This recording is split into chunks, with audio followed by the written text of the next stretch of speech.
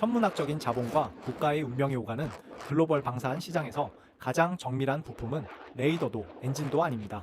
그것은 바로 신뢰라는 보이지 않는 부품입니다. 우리는 지난 수십 년간 인도네시아를 단순한 고객이 아닌 미래를 함께 그릴 동반자로 믿어왔습니다. 하지만 약속했던 분담금을 미납하고 기술만 챙기려 했던 그들의 선택은 결국 거대한 균열을 만들었습니다. 1조 원이라는 돈은 국가 예산에서 누군가에게는 큰 숫자일지 모르나 대한민국이 지난 세월 쏟아부은 땀과 눈물에 비하면 지극히 작은 덱에 불과했습니다. 아이러니하게도 그들이 등을 돌리고 튀르키예와 중국의 문을 두드릴 때 대한민국은 멈추지 않았습니다. 오히려 외부의 간섭 없이 독자적인 기술 자립을 이뤄낼 수 있는 절호의 기회를 맞이한 셈입니다. 지금 인도네시아가 마주한 현실은 차갑습니다. 믿었던 파트너들에게 뒤통수를 맞고 다시 한국을 향해 간절한 눈빛을 보내고 있지만 이미 대한민국의 시계는 그들을 기다려주지 않습니다. 우리가 증명한 것은 단순히 비행기의 성능이 아니라 신뢰를 저버린 대가가 얼마나 혹독한지, 그리고 홀로선 대한민국이 얼마나 더 높이 비상할 수 있는지에 대한 위대한 증명입니다. 인도네시아가 떠난 빈자리에 우리가 전혀 예상치 못한 새로운 파트너가 등장하기 시작했습니다. 그 파트너는 바로 필리핀입니다. 인도네시아가 한국을 대신해 손을 내밀었던 튀르키예의 5세대 전투기 칸 프로젝트는 현재 거대한 기술적 장벽에 가로막혀 있습니다. 자체 개발한 전투기라 부르지만 심장은 남의 것을 빌려 써야 하는 비극이 시작된 것입니다. 튀르키예는 칸의 시제기에 미국 제너럴 일렉트릭사의 F1Z10 엔진을 탑재해 시험 비행에 성공하며 기세를 올렸으나 정작 양산 단계에서 미국 정부의 수출 승인이라는 암초에 부딪혔습니다. 방산 시장에서 엔진은 단순한 부품이 아니라 국가 간 정치적 영향력을 행사하는 가장 강력한 수단입니다. 미국은 튀르키예의 독자적인 행보를 견제하며 엔진 공급에 고삐를 쥐고 있고 이로 인해 칸은 날개를 달기도 전에 지상에 묶일 위기에 처했습니다. 반면 대한민국의 KF의 입을 보라매는 전혀 다른 길을 걷고 있습니다.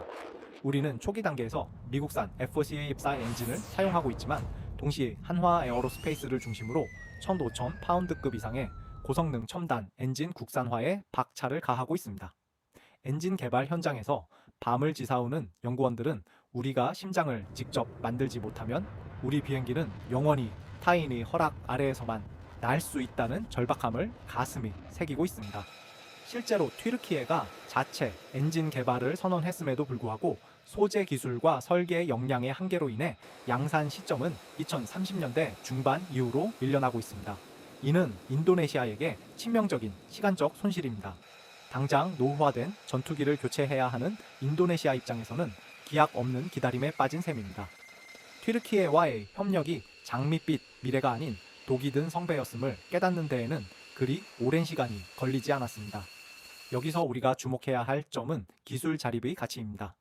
대한민국은 과거 T혁지 골든이글부터 축적해온 데이터를 바탕으로 비행 제어 소프트웨어와 4대 핵심 기술을 스스로 정복해냈습니다.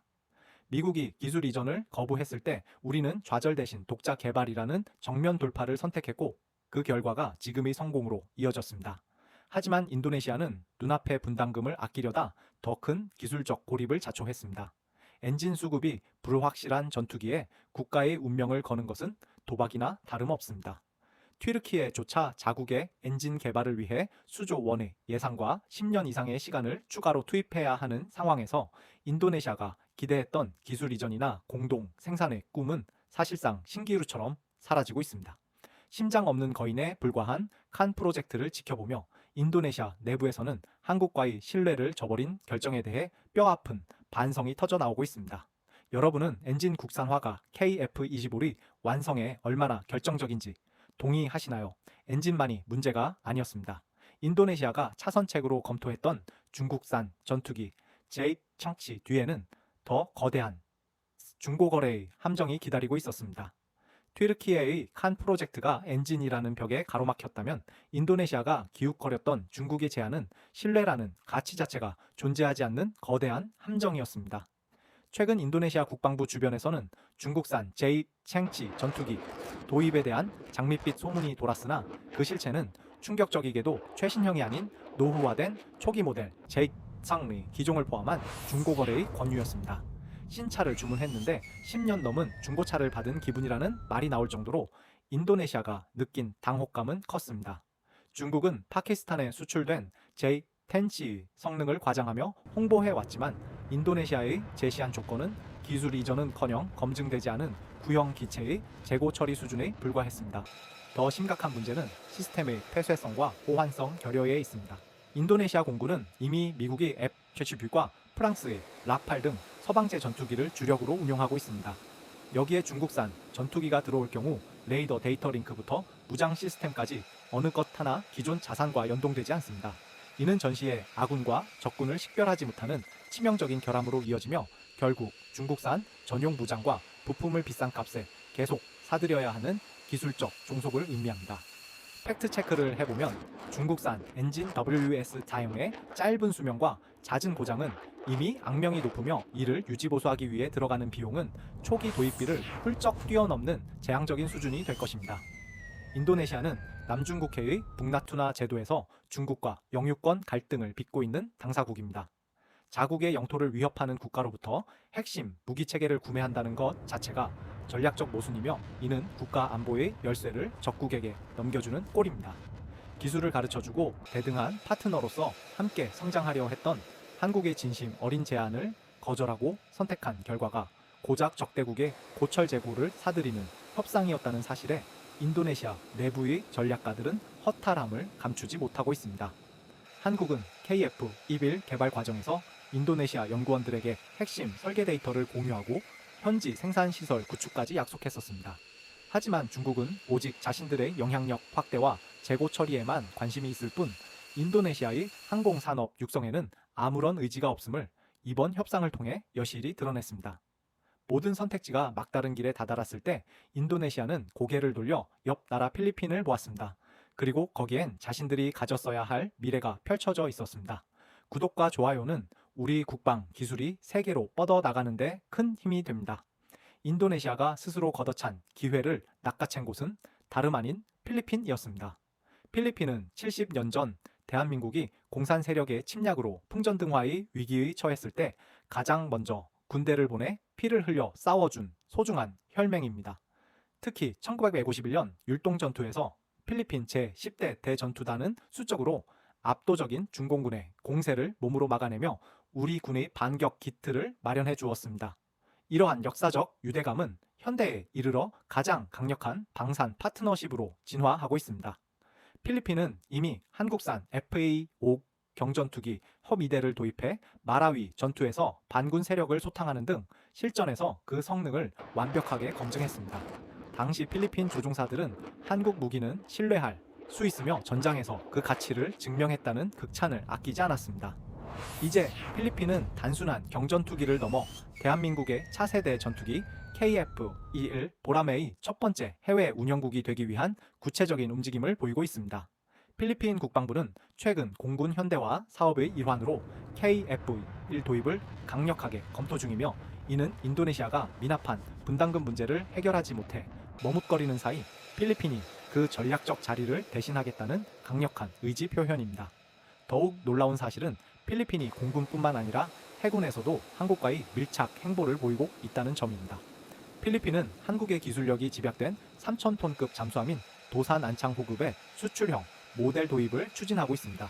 만약 KF-21과 잠수함 패키지 딜이 성사된다면 필리핀은 동남아시아에서 가장 강력한 비대칭 전력을 보유한 국가로 급부상하게 됩니다. 이는 한국에게도 엄청난 기회입니다. 말썽 많은 인도네시아 대신 신뢰할 수 있고 실전 데이터까지 공유할 수 있는 필리핀이라는 확실한 거점을 확보하게 되는 것이기 때문입니다.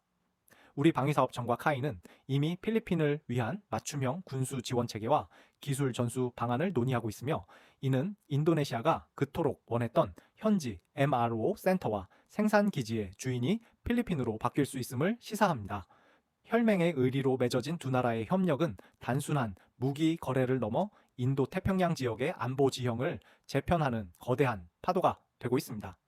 인도네시아는 자신들이 누렸어야 할 이 모든 혜택이 필리핀으로 넘어가는 모습을 지켜보며 당혹감을 감추지 못하고 있습니다. 필리핀과의 파트너십 강화 여러분은 어떻게 보시나요? 이제 주사위는 던져졌습니다. 인도네시아는 간절히 복귀를 원하고 있지만 이미 한국의 시계는 그들을 기다려주지 않습니다.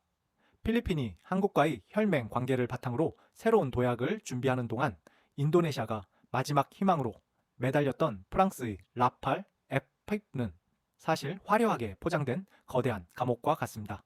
명품 가방은 누구나 돈을 주면 살 수 있지만 그 가방의 지퍼 하나를 수선하는 권리조차 주인에게 없다면 그것을 진정한 당신의 소유라고 할 수 있을까요? 프랑스의 라팔은 세계 최고 수준의 성능을 자랑하지만 그 이면에는 철저하게 프랑스의 이익만을 보호하는 폐쇄적인 정책이 숨어 있습니다.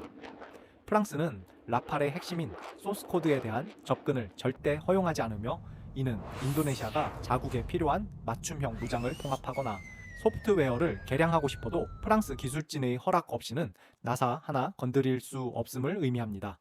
결국 인도네시아는 라팔을 운용하는 내내 프랑스가 지정한 값비싼 미사일만을 구매해야 하고 성능 개량이나 정비를 위해 상상을 초월하는 유지보수 비용을 지불하며 프랑스에 경제적으로 종속될 수밖에 없습니다.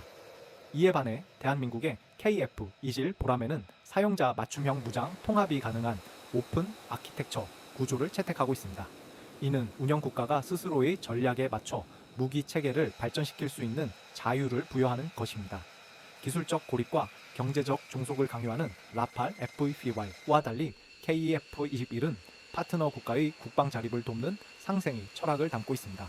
사실 인도네시아가 라팔을 선택한 것은 KF-21 분담금 미납에 따른 한국과의 갈등을 회피하려는 정치적 계산이었으나 결국은 자국 공군의 독자 작전 능력을 스스로 거세하는 결과를 초래하고 말았습니다.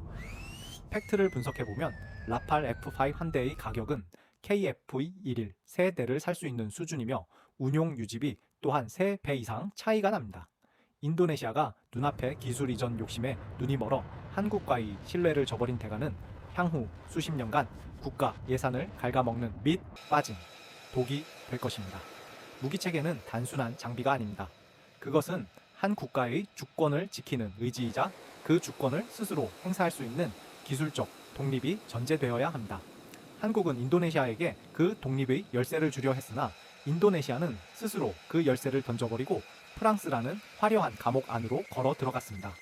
이제 인도네시아 내부에서도 라팔 도입이 가져올 재앙적인 비용과 기술적 종속에 대한 우려가 쏟아지고 있지만 이미 되돌리기엔 너무 늦었습니다. 결국 무기체계의 선택은 국가의 미래를 결정짓는 중대한 약속이며 그 약속의 무게를 견디지 못한 자에게 미래는 허락되지 않습니다. 누군가는 불가능하다고 했습니다. 세계적인 항공 강국들도 수십 년이 걸리는 전투기 개발을 자본도 기술도 부족했던 대한민국이 해내겠다고 나섰을 때 세상은 냉소적인 시선으로 우리를 바라보았습니다. 하지만 우리는 묵묵히 그 길을 걸어왔습니다. 경남 사천의 연구소에서 밤을 지사오며 설계도를 그렸던 연구원들의 충혈된 눈과 수조 원의 예산을 믿고 맡겨준 국민들의 간절한 염원이 모여 마침내 KF-21 보라매라는 기적을 만들어냈습니다. 우리가 증명한 것은 단순히 음속을 돌파하는 비행 기술만이 아닙니다. 어떤 외풍에도 흔들리지 않고 우리 하늘을 우리 손으로 지키겠다는 자주 국방의 의지이자 약속을 지키는 국가만이 얻을 수 있는 국제적 신뢰를 증명한 것입니다. 인도네시아와의 갈등과 이탈은 분명 아쉬운 대목이지만 역설적으로 그 과정은 대한민국 방산이 더욱 단단해지는 계기가 되었습니다. 외부의 지원에 기대지 않고 독자적으로 핵심 기술을 정복하며 우리는 더 이상 누구에게도 휘둘리지 않는 진정한 기술 자립의 길에 들어섰습니다. 그리고 그 진심을 알아준 필리핀과 같은 진정한 친구를 재발견하는 수확도 얻었습니다. 필리핀과의 협력은 과거의 은혜를 잊지 않고 미래의 번영을 함께 나누는 혈맹의 진화이며 이는 전 세계의 대한민국이 어떤 파트너인지를 보여주는 가장 강력한 지표가 될 것입니다. KF-21은 이제 한국의 하늘을 넘어 동남아시아와 유럽 그리고 전 세계로 뻗어나갈 준비를 마쳤습니다. 2026년부터 시작될 블록2 개발과 스텔스 성능을 극대화한 블록3로의 진화는 대한민국을 명실상부한 세계 4대 방산 강국의 반열에 올릴 것입니다. 우리는 더 이상 구걸하지 않습니다. 오직 압도적인 실력과 변치 않는 신뢰로 우리의 가치를 증명할 뿐입니다. 인도네시아의 사례는 우리에게 중요한 교훈을 남겼습니다. 국방은 돈으로 사는 것이 아니라 국가의 혼과 기술 그리고 신뢰로 쌓아 올리는 성벽이라는 사실입니다. 대한민국의 하늘을 넘어 세계의 평화를 지키는 K방산의 위대한 여정은 이제 막 시작되었습니다. 다음 영상에서는 2026년 공개될 KF-1 블록2의 경이로운 스텔스 성능과 무장체계에 대해 더 깊이 있게 분석해 보겠습니다. 대한민국의 기술이 세계의 기준이 되는 그날까지 우리의 비행은 멈추지 않을 것입니다. 오늘 내용이 유익하셨다면 구독과 좋아요로 우리 국방 과학자들을 응원해 주시기 바랍니다. 시청해 주셔서 감사합니다.